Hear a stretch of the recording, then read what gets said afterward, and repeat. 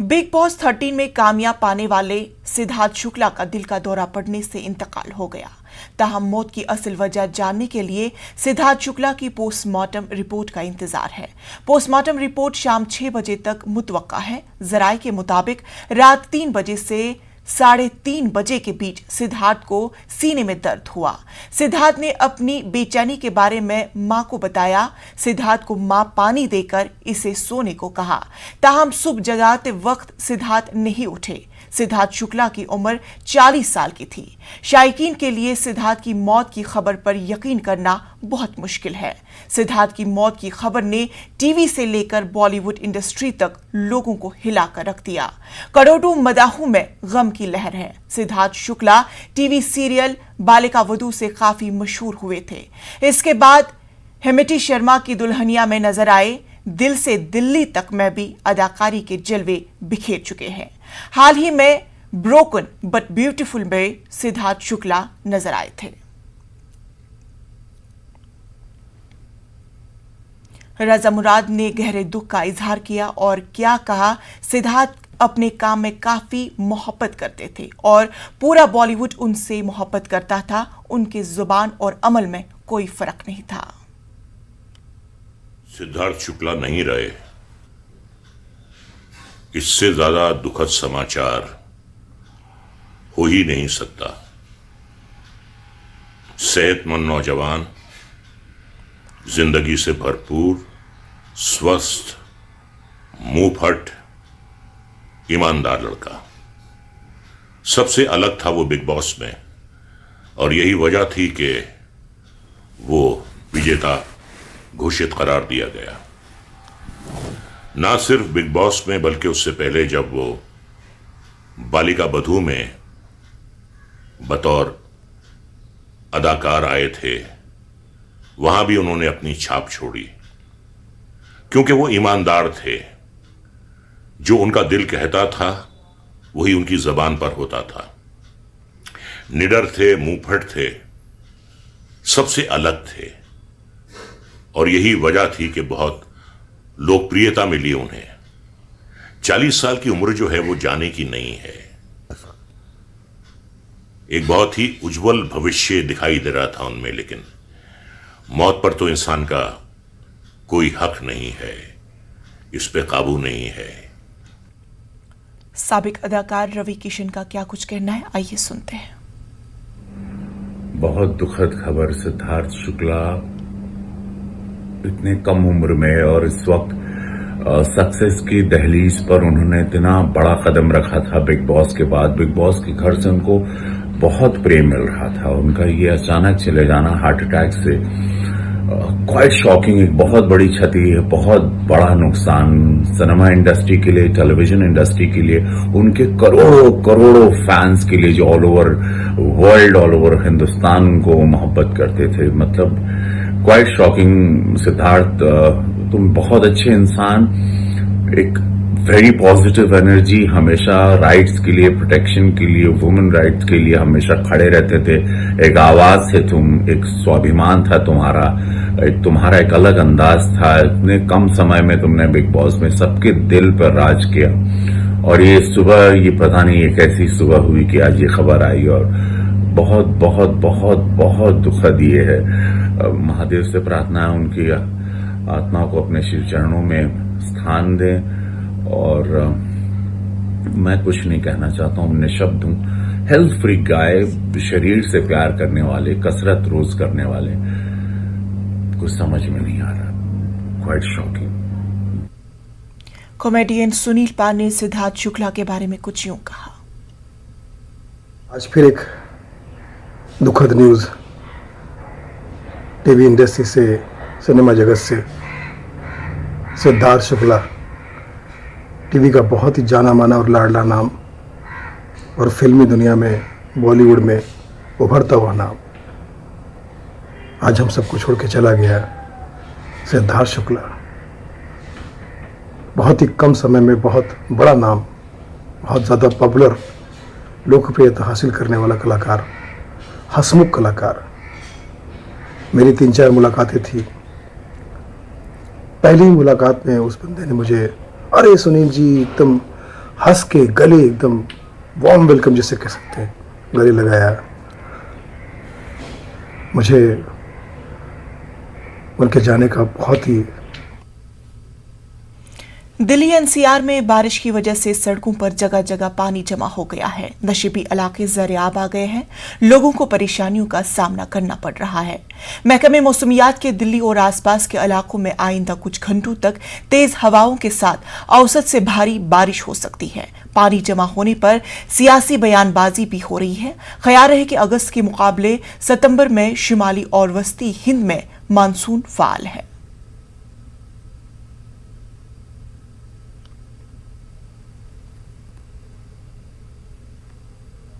देश की राजधानी दिल्ली में बारिश के बाद सड़कें दरिया में तब्दील हो चुकी हैं।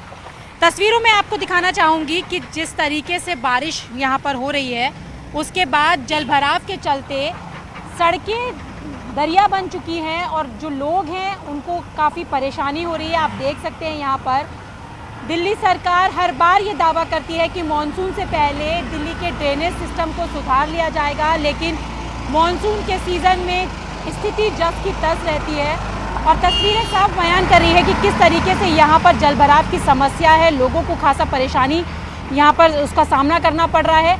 आप देख सकते हैं कि गाड़ियाँ पानी में डूबी हुई हैं और मुश्किल हो रही है लोगों को यहाँ से निकलने के लिए। जो लोग पैदल जाने वाले हैं उन लोगों को भी बहुत ज़्यादा परेशानी का सामना यहाँ पर करना पड़ रहा है। ऐसे में सवाल ये उठता है कि जब सरकार को पता है कि हर बार दिल्ली में ड्रेनेज सिस्टम ना सुधरने के कारण इस तरीके की स्थिति होती है, तो आखिरकार उस ड्रेनेज सिस्टम को सुधारने के लिए सरकारें कोई काम क्यों नहीं करती हैं। और दिल्ली सरकार के खिलाफ विपक्ष में बैठी बीजेपी का कहना है कि दिल्ली में लोगों को अब तैर कर जाना पड़ रहा है। परेशानी इतनी है कि सड़कों पर पानी भरा हुआ है, लोग समय से अपने घर पर नहीं पहुंच पा रहे हैं और बारिश होते ही स्थिति बन जाती है ट्रैफिक की। इसके कारण भी लोगों को परेशानी का सामना करना पड़ता है। यहाँ तक कि दिल्ली बीजेपी का कहना है कि नालों की सफाई का दावा तो दिल्ली सरकार ने मानसून से पहले किया था, लेकिन नालों की सफाई ना होने के कारण ही ये स्थिति है कि सड़कों पर पानी भर गया है। ऐसे में इस पूरे मसले पर सीबीआई की जांच भी होनी चाहिए। लेकिन यहाँ पर सवाल यही है कि आखिरकार सरकारें मानसून के सीज़न से पहले ड्रेनेज सिस्टम को दुरुस्त करने के लिए काम क्यों नहीं करती। क्यों दिल्ली वालों को इस तरीके से जो सड़कों पर बना हुआ दरिया है उसका सामना करना पड़ता है, उसको पार कर कर अपनी जगहों तक पहुंचना होता है, अपने काम तक जाना होता है। और स्थिति यह है कि पानी भर जाने के कारण कई बार गाड़ियां खराब हो जाती हैं, लोगों को काफ़ी परेशानी होती है। तो यहाँ पर सरकार को ये जवाब देना होगा कि आखिरकार दिल्ली में ड्रेनेज सिस्टम सही करने के लिए सरकार का क्या कुछ एक्शन प्लान है और मानसून से पहले उसे आखिर यहाँ पर लागू क्यों नहीं किया जाता, उसे दुरुस्त क्यों नहीं किया जाता। जिस तरीके से मिंटो ब्रिज पर ड्रेनेज सिस्टम की बात कही गई थी, बारिश के बाद वहाँ पर भी इसी तरीके की स्थिति देखने के लिए मिली थी। तो अब ये देखना होगा कि आखिरकार दिल्ली में सड़कों पे बने इस दरिया को ख़त्म करने के लिए क्या कुछ कदम उठाए जाते हैं। कैमरा पर्सन गौरव गिरी के साथ रचना, न्यूज़ 18 दिल्ली। देश की राजधानी दिल्ली में जिस तरीके से सरकारें दिल्ली के मॉनसून के सीज़न के समय पर ये कहती हैं कि ड्रेनेज सिस्टम को सुधार लिया जाएगा और आने वाले अगले सीज़न में लोगों को वाटर लॉगिंग जैसी समस्या से नहीं जूझना पड़ेगा, लेकिन पिछले लंबे अरसे से हम देख रहे हैं कि जब जब बारिश आती है यहाँ की जो ड्रेनेज सिस्टम है वो चरमरा जाता है। इस पूरे मसले पर हमारे साथ बात करने के लिए मौजूद हैं ex chief secretary Umesh Sehgal ji. Sir, हर बार मानसून से पहले जो भी सरकार हो सत्ता में वो ये कहती है कि ड्रेनेज सिस्टम सुधार लिया जाएगा, दिल्ली के लोगों को वाटर लॉगिंग जैसी समस्या से नहीं जूझना पड़ेगा, लेकिन हालात सबके सामने हैं। और अभी के हालात की बात करें तो लोगों को तो अब तैरने की ज़रूरत पड़ रही है, नावों से जाना पड़ रहा है। एक्चुअली जो ड्रेनेज सिस्टम है ना दिल्ली का, दिल्ली बहुत पुराना शहर है, कई स्टेजेस में डेवलप हुआ है। पहले आप समझ लीजिए ओल्ड दिल्ली था, फिर नई दिल्ली बना 30s में, उसके बाद फिर लैंड डेवलपमेंट शुरू हुई, फिर ये अनऑथराइज्ड कॉलोनीज बन गई। सो इस तरीके से वो अनप्लान्ड ही मोर और लेस एक्सपेंड किया दिल्ली। और किसी भी सरकार किसी भी प्लान में, DDA के प्लान में टोटल ड्रेनेज सिस्टम पे ध्यान नहीं दिया गया। जब अपना प्लान किया कॉलोनी, उसका ड्रेनेज सिस्टम देख लिया, अब वो ड्रेनेज कहाँ जाएगी, जमुना कैसे पहुँचेगी, वो नहीं, ओवरऑल प्लान कभी भी नहीं बनाया गया। और बनाने की कोशिश की गई इन दी पास्ट, बट प्रॉब्लम ये थी कि पुराने नक्शे मिलते ही नहीं। पता नहीं चलता कि पुराना ड्रेनेज सिस्टम कहाँ है कहाँ नहीं है। नई दिल्ली में थोड़ा सा इम्प्रूवमेंट की गई ड्रेनेज सिस्टम की, बट बाकी एरियाज़ में नहीं की गई। एक तो ये प्रोविंस से आप देखते हैं कि हर साल पिछले साल से वर्स्ट होता है, और अगला साल मैं आपको एश्योर करता हूँ इस साल से भी वर्स्ट होगा अगर बारिश इतनी आई जितनी इस साल आई है। आपने कोई इन्वेस्टमेंट ड्रेनेज सिस्टम पे अगर आप पढ़ेंगे दिल्ली के प्लान्स पिछले 7-8 साल में, एक पैसा भी इन्वेस्ट ड्रेनेज सिस्टम ही नहीं किया गया। ज़्यादातर सब्सिडीज़ ये वो उसी में ही पैसा 10-1 हज़ार करोड़ रुपया सब्सिडीज़ में खर्च कर दी गई। यही 8-10 हज़ार करोड़ रुपया अगर ड्रेनेज सिस्टम को इम्प्रूव करने में लगाया गया होता तो आपकी आज की स्थिति इतनी ख़राब नहीं होती। कम से कम अगले 4-5 साल में स्थिति इम्प्रूव होती रहती, हर साल पिछले साल से बेटर होता। अब आपने ये बना दिए हैं, अंडर पासेस बना दिए हैं, ये बना दिया वो बना दिया सारा। अब आपने ऑफ कोर्स डिज़ाइन तो आप इतनी बारिश के लिए नहीं कर सकते, जो इतनी हैवी रेन अगर एक दिन में आ जाएगी, कोई भी सिस्टम ऐसे सिस्टम के लिए डिज़ाइन नहीं हो सकता। तो फिर भी कुछ तो एक स्ट्रेटजी होनी चाहिए ना कि अगर हैवी रेन आ जाती है तो हम क्या करेंगे। तो आपने देखा, ये थे हमारे साथ बात करने के लिए ex chief secretary Umesh Sehgal ji, जिनका कहना है कि दिल्ली में जिस तरीके से वाटर लॉगिंग की समस्या है उससे निजात के लिए सरकार को एक स्ट्रैटेजिक प्लान बनाना होगा और साथ ही साथ वाटर हार्वेस्टिंग पर जोर देना होगा, तभी इस समस्या से निजात पाई जा सकती है। कैमरा पर्सन गौरव गिरी के साथ रचना, न्यूज़ 18 दिल्ली। इस वक्त की बड़ी खबर आपको बता दें कि जंतर मंतर पर काबिल एतराज नारेबाजी के मामले में अदालत ने पिंकी चौधरी को 14 दिन की अदालती तहवील में भेजा। आपको बता दें कि पिंकी चौधरी ने मंगल को मंदिर मार्ग पुलिस स्टेशन में खुद सुपुर्दगी की थी। 8 अगस्त को जंतर मंतर पर लगाए गए थे काबिल एतराज नारे। दिल्ली पुलिस पिंकी चौधरी की तलाश में थी। इस वक्त की बड़ी खबर आपको बता दें कि अब पिंकी चौधरी को अदालत ने 14 दिन की अदालती तहवील में भेजा है। जंतर मंतर पर काबिल एतराज नारेबाजी के मामले में पिंकी चौधरी अब 14 दिन की अदालती तहवील में है।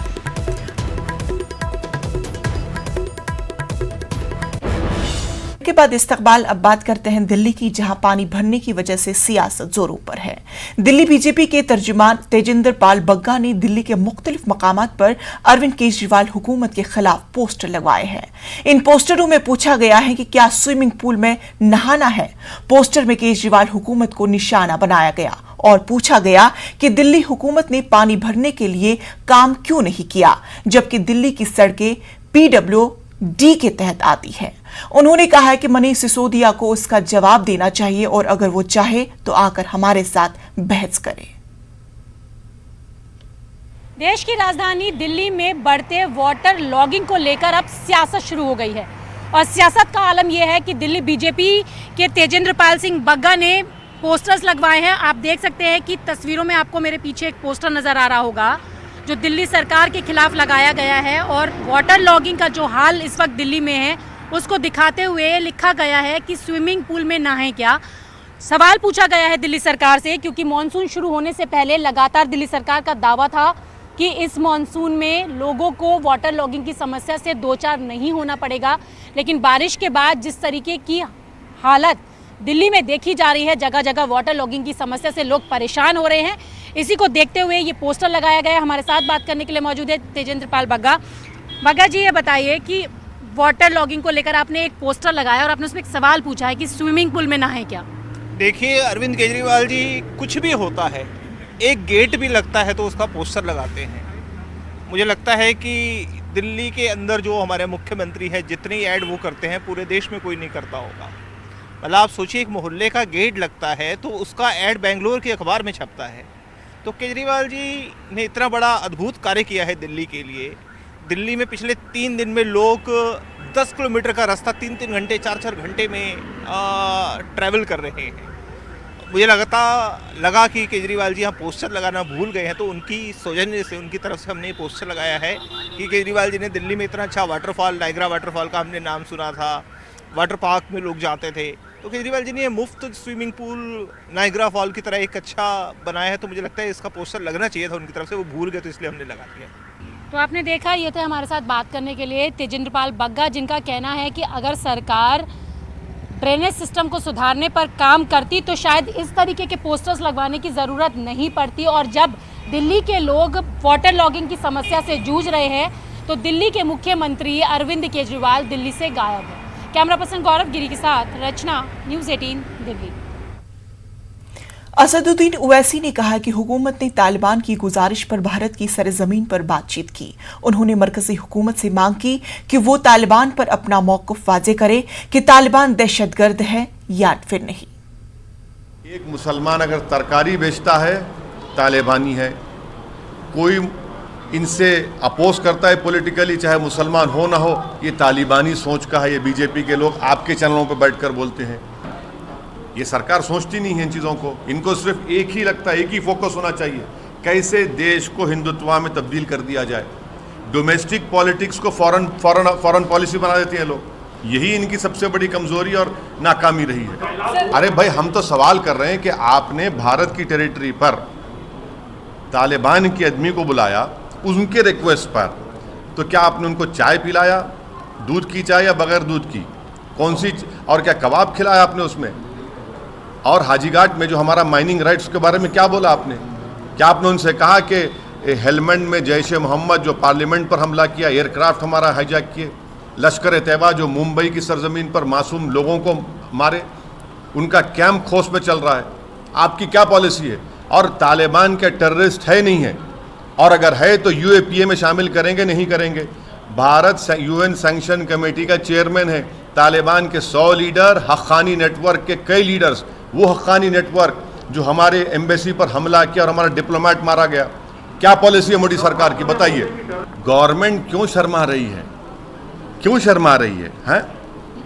पास आते भी नहीं, चिलमन से हटते भी नहीं, ये पर्दे से झांक झांक कर क्यों मोहब्बत कर रहे हैं? खुल के बोलिए। अरे खुल के बोलिए ना। नहीं ये, अरे कोई देश के मामले में, देश की सिक्योरिटी के मामले में ये सरकार को ये जवाब देना पड़ेगा जो हम उठा रहे हैं। मोदी सरकार उत्तर प्रदेश के चुनाव तक तालिबान करेगी, और जैसा चुनाव ख़त्म हो जाएंगे आप देखेंगे तालिबान के लीडर के साथ बैठकर ऑफिशियली बैठ के बोलेंगे हाँ बातचीत और करेंगे। तो ये उत्तर प्रदेश चुनाव तक हम इनसे कह रहे हैं ड्रामाबाजी बंद करिए। आप देश हित में बताइए कि क्या तालिबान के बारे में मोदी सरकार का मौक़िफ़ क्या है, पोजीशन क्या है, क्या वो टेररिस्ट है नहीं है। गाजियाबाद में 1 घंटे की बारिश होने से सड़कें जलथल हो गई हैं। बारिश और पानी की वजह से ट्रैफिक मुतासिर हुआ है। वहीं मोहन नगर जीटी रोड पर पानी भरने से लंबा जाम लग गया है। यहां तक कि कई कॉलोनी में पानी घरों में घुस गया है। तस्वीरों को आप खूब देख सकते हैं कि जहां पर नगर निगम की पोल खुलती हुई नजर आ रही है। राजेश ऐप ब्लॉक में रहते हैं, ऐप 281 नंबर है। सारा सामान खराब हो गया है, बेडों के ऊपर पानी जाल लग रहा है, नाजवाज सब बहता फिर रहा है, कहाँ खड़े हों, और सब जगह आदमी मर रहे हैं, हम कहाँ जाएं कहाँ रहें, बेड पे इतना रुक रहा है। सारा संगम बिहार का, सारा राधा कुंज का पानी ऐप ब्लॉक में आ रहा है। बताओ किसके घर जाकर खड़े हों, किसके घर खाएं? जिनके ऊपर के मकान में तो रोटी भी खा लेंगे, नीचे वाले कहाँ खाएंगे? हमारे घरों में सारा सामान भी खराब हो गया, सारे पलंग वलंग में पानी भर चुका, ना सोने की जगह, ना बैठने की जगह, ना खाना बनाने की जगह, कुछ भी नहीं है यहाँ पे आज की डेट में। हमारे सारा कल भी ऐसे ही पानी भरा, रात भर हमने निकाला, आज फिर दोबारा से ऐसे कैसे पानी भरा हुआ।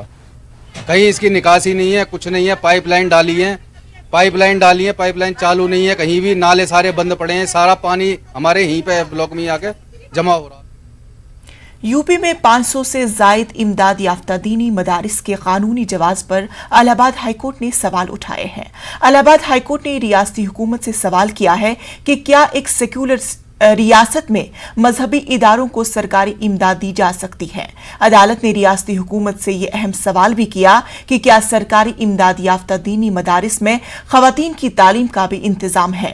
अदालत ने दीनी मदारिस में खेल का मैदान और दीगर जरूरी सहूलियात पर भी रियासती हुकूमत से जवाब तलब किया है। वाज़ेह रहे कि रियासत के मदरसे इस्लामिया फैजुल उलूम ने हाईकोर्ट में इमदाद याफ्ता मदारिस को मिलने वाली सरकारी सहूलियात हासिल करने के लिए अदालत से रुजू किया था। जस्टिस अजय बनूट की बेंच में मामले की समाअत हुई। इस मामले की मजीद समाअत आइंदा 6 अक्टूबर को होगी। मदरसा अंजुमन इस्लामिया फैजुल उलूम, जिन्होंने राज्य सरकार से मदरसों के लिए विशेष साधन मांगे थे, जिसके प्रार्थना पत्र को शासन द्वारा खारिज कर दिया गया था, जिसको चुनौती देते हुए माननीय उच्च न्यायालय में एक याचिका मदरसा इंतजामिया की तरफ से दाखिल की गई थी, जिसकी सुनवाई करते हुए माननीय न्यायमूर्ति अजय भगोट जी ने उस पर राज्य सरकार से 4 हफ्तों में विस्तृत जानकारी मांगते हुए 6 अक्टूबर को सुनवाई निश्चित की है। कोर्ट ने मदरसों के मामले में राज्य सरकार से पूछा कि क्या सेकुलर स्टेट वाले राज्यों में मदरसों को जो फंडिंग दी जाती है वो क्या उचित है। सरकार से कोर्ट ने ये भी पूछा है कि क्या मदरसों में धार्मिक शिक्षा जो दी जाती है वो एक ही धर्म विशेष के लोगों को दी जाती है या अन्य धर्मों को भी ये शिक्षा दी जा रही है। कोर्ट ने ज़्यादातर कोर्ट का फोकस इस पर रहा कि क्या मदरसों में लड़कियों को प्रवेश की इजाज़त है या नहीं। कोर्ट ने यह भी पूछा कि क्या मदरसों में खेल का मैदान आर्टिकल 21A के तहत बनाया जाता है या नहीं। कोर्ट ने काफ़ी कुछ विस्तृत जानकारी मांगते हुए इन्हीं बिंदुओं पर राज्य सरकार से 4 हफ्ते में जवाब दाखिल करने को कहा है। खबरों में फिलहाल इतना ही, फिर होगी मुलाकात। आदाब।